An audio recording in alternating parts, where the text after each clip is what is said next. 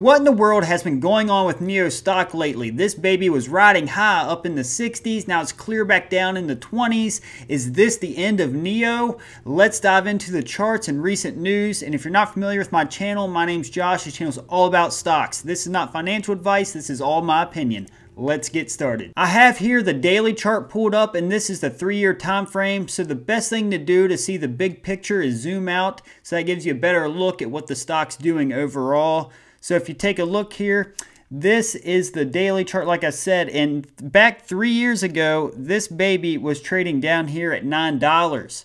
And then it had this huge run up where it followed Tesla, and it got a lot of what's called sympathy momentum. So this stock likes to trail with Tesla. So sometimes they don't trade at the same percentage, but typically they try to go about in the same direction. Until recently, it's a little different, but this huge run up was from back when Tesla had that huge move. So if you take a look here, we had a lot of support right around $32. So we're going to go ahead and draw a line here. So $32 was a place where this stock liked to bounce in the past. So as you can see, we had this huge sell-off, bounce off the $32 range. And again, you got to look at ranges. You can't look at exact dollar amounts or it's going to throw you off a lot. So then it bounced up, retested around the 45, 46, came back down, retested that $32 mark again, and then we had this huge move up to about 55, around 55. I actually remember that morning really vivid. I woke up and this thing was already trying to run up, and then when the market opened, it just had this huge sell-off. So it's been downhill ever since. So as you can see, it kind of created this pattern, kind of like this huge bull flag. So it made this bull flag pattern. So if we zoom up into it, it was holding in this pattern really well. Now this is where things went really wrong here, guys. So it bounced again off the $32 mark. It did not try to retest this resistance. It just kind of shuffled around there. And as you can see, it came clear down to 27, came back up, and it still couldn't get above that support line because old supports turn into resistance after they've been broken through, just so you're aware. So let's zoom up a little more to where we're at today. So the market closed here Friday, and it looks like we're about $24 a share right now. So that's still really low compared to the $60 price where it was at. So what's going to happen in this week ahead? Well, that's really hard to tell because there's a lot of market volatility that's going on right now. But let's look at the intraday time frame real quick. So if we go over here into the 1 day, 1 minute, let's zoom out a little bit. All right, so this is Friday. So as you can see, we ended up on a green note, and it came down, clear down here, the 22.73, came clear back up to 24, and then it just kind of hung out sideways for the rest of the day and into the aftermarket hours. And so that really doesn't give us too much detail what's going to happen on the upcoming week.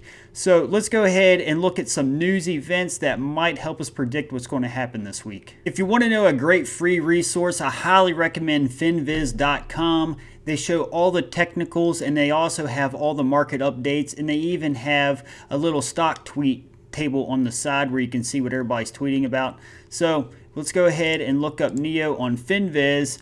And now this is the patterns they're seeing. They're seeing this big long channel, but it's clearly in a downtrend, and that can be very negative for the stock, as you can see, because it keeps wanting to go down. I mean, kind of like we seen where it made the big bull pennant, and then it broke through. And I meant to say bull pennant earlier, but I said bull flag. But anyways, so as we can see here, they also had that support around 32 on this chart, and then it came up and retested and keeps going down. So it looks like we're trending down. This does not look like a stock you're going to want to get into right now on the long side, in my opinion.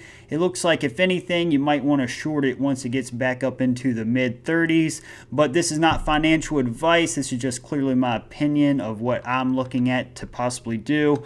So let's go ahead and look at the news. And also with Finviz, you also have all the share floats and short interests and all this. So you can check all that out here. Very helpful site.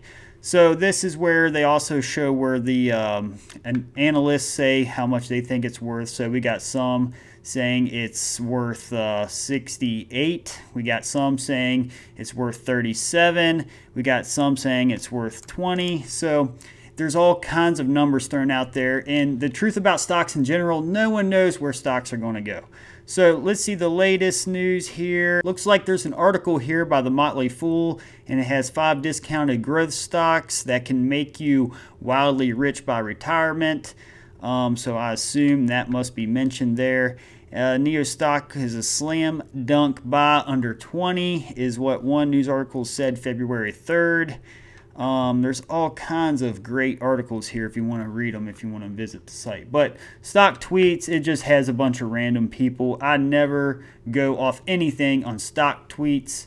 It's not a very credible source, if you know what I mean. A lot of people try to pump up stocks on different chat rooms and stuff. So be careful of that while you're out there in the trading world. All right.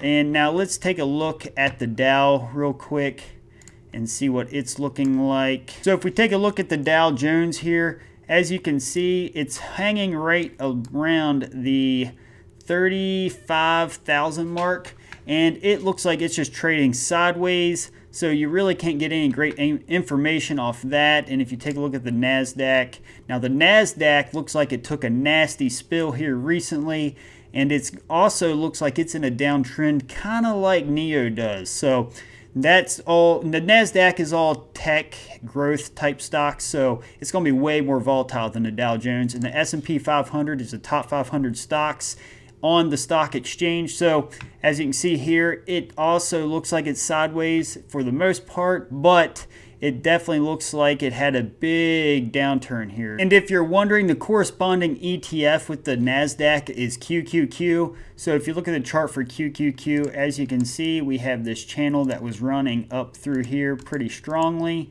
And then recently, it had this breakdown right in this range around the $372 mark.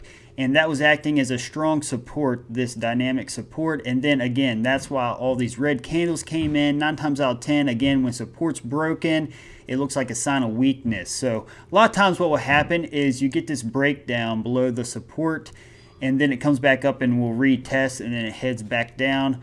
But, you know, clearly that doesn't always happen. If you haven't yet done it, be sure to subscribe and hit that like button, because I'm going to be uploading a lot of how-to videos with chart analysis and a lot of stock updates. And I'll see you in the next video. Have a good one.